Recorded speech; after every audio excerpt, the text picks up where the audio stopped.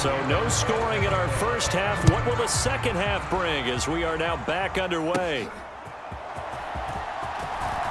Oh, a good-looking return set up here. And nothing but green grass here, middle of the field.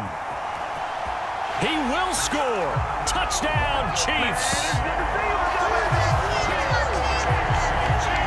People still trying to get back to their seats from the concession stand here at the start of the third quarter, and boom, we got points on the board. And you just identified why the bulk of stadiums have increased presence in the concession areas, right? TVs, loudspeakers, so people can still follow the game. And right now, they're bummed out that they missed that big return to start this half.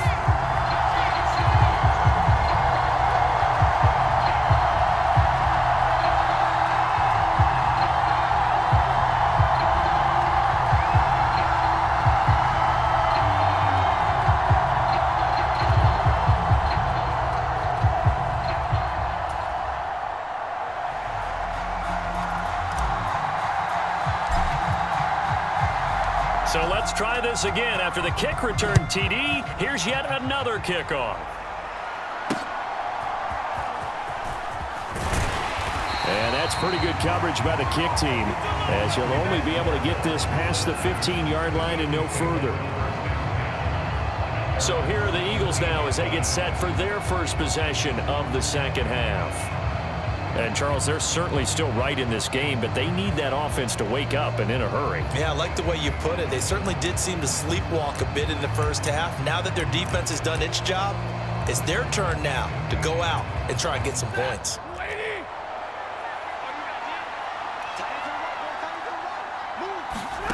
Now a first down throw, Stafford.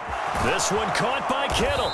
And they're going to get this beyond the 40 before he's taken down. That one goes for 24.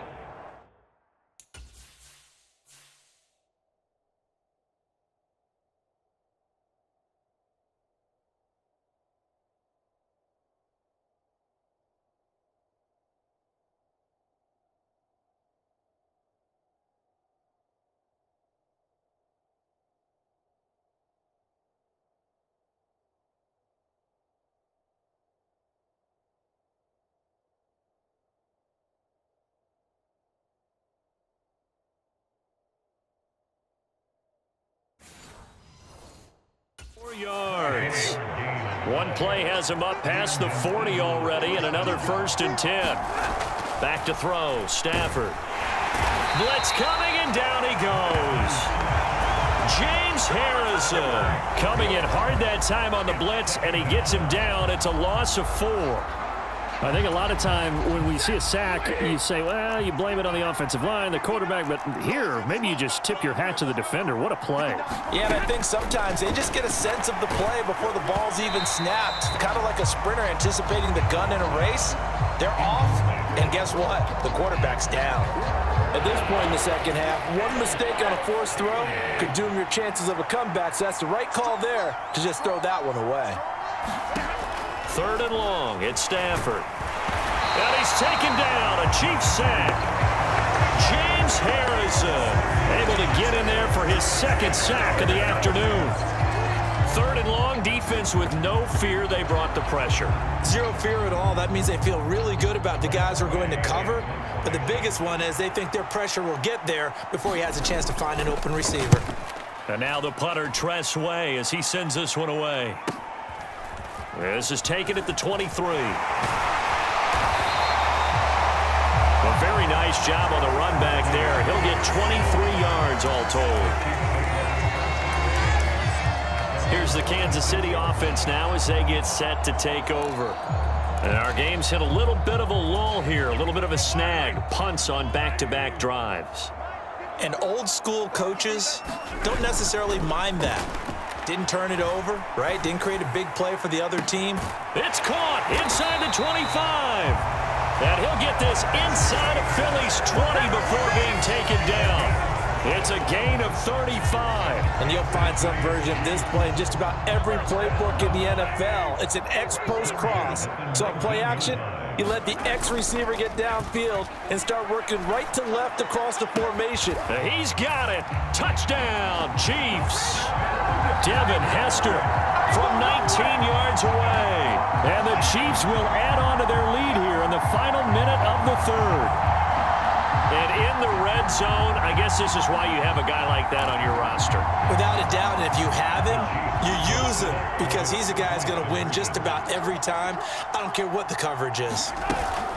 They're going to keep it on the ground. And he is in to make it 16-0.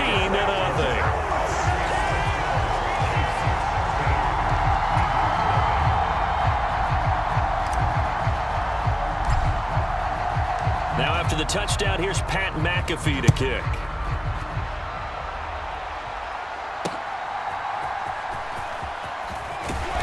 And no alley to be found. The coverage was solid, and he's dropped at the 18. The Eagles offense back out onto the field. And here we are almost through 3 quarters of play, and this passing game still has not really found any kind of rhythm. Put it mildly, because they're not even over 100 yards yet. And in today's NFL, where it's a pass-first league, that is quite surprising. Not many teams patient enough to stick with the run. Everybody wants to advance the ball through the air. They've got to get their timing back. And not a whole lot to speak of there as they'll bring him down shy of the 20. 2nd and 9. Throwing is Stafford.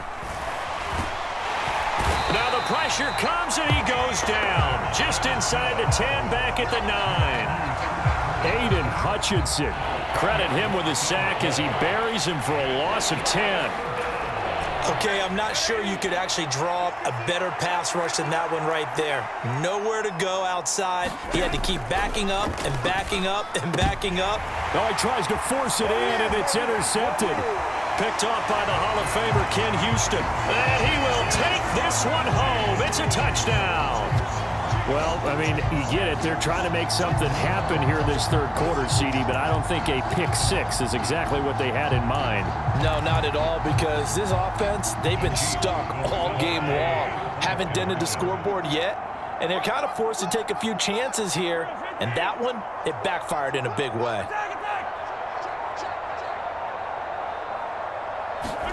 They'll try and throw for it. Complete at the 1. And they are 3 for 3 on 2-point conversions as he is into the end zone for the score. 3 quarters have come and gone. You are watching Madden Ultimate Team on EA Sports. We're back now in KC, where the 4th quarter will begin with a kickoff following the score on the final play of the 3rd quarter.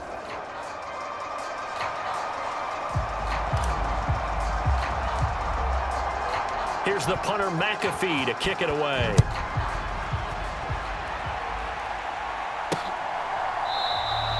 And the returner down to a knee, and this will come out to the 30-yard line. Now Philadelphia ready to get going on offense again. And that last pick-6 may have been the backbreaker as they now face a 3-score deficit in the 4th quarter. They need points quickly. Oh, now he's stripped. He lost the football. And he gets this one just shy of the 40, down at the 39. But call it luck or skill, whatever the case is, they're feeling good about just keeping the football there. Yeah, the biggest thing that they're calling it now, our ball. I mean, they don't care if it was luck or skill. Boy, the panic that jumps up in your... Oh, that's into a double team, and it's intercepted. Picked off by the Hall of Famer, Ken Houston. And the Chiefs are going to have it here at their own 32-yard line. And that pretty much has been the storyline, Charles. This defense, they seem to be one step ahead from the start of the game until now. And you identified it perfectly, and we can see the frustration that's settling in now. And it's probably been there for a long time, but now it's evident because you can see it in their faces, you can see it in their body language, maybe even a little bit in that play call that ended up maybe closing them out. To about the 35, 2nd down. Brandon, I've got to think this offensive line has got some smiles on its faces. And I know it sounds crazy, but they practiced for this back in training camp. They knew they'd be in situations where it'd be extra defenders in the box coming after them, trying to keep them from locking down a game. Right now, they want to show the world they're up to the challenge. 7 yards there and a 1st down.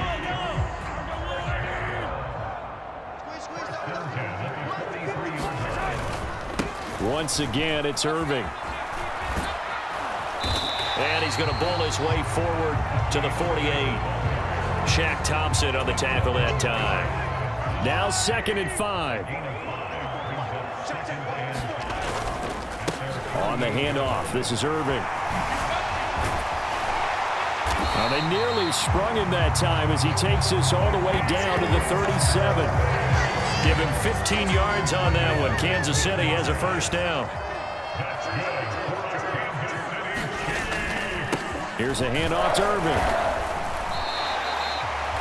5 yards is the tally on first down. That brings up 2nd and 5. Good gain there on first down. It keeps them in a running situation probably. They did everything right on that play, didn't they? They got the leverage up front, good blocking, nice hole for him, ends up picking up nice yardage, stays in bounds to keep the clock rolling. They're in charge of this scenario right now. They want to stay that way. And not in any rush offensively. 54 yards on the ground for him now on 9 carries. Starting to look like this drive, it may be the final nail in the coffin. Well, this is why you work out so hard, right? This is why you spend all that time in the offseason. This is why you have those OTAs and mini camps for these situations, these scenarios, to run someone into the ground and secure a victory. All runs on this drive so far. It's 1st and 10. To throw, it's Mahomes. Short throw hauled in by Kelsey. And he's going to get a solid gain of 9 before being brought down. 2nd and right at a yard. Now Mahomes. And give him another 6. It's caught for a touchdown, and the blowout continues. Well, partner, when a team's up this big, this late in the game, I always wonder what's their motivation, because if it's me, I'm thinking about pulling on the reins a little bit. But for them, I don't think it's in their DNA. It's not in their head coach's makeup at all. I think his opinion is, you stop us, we're not supposed to pull back ourselves.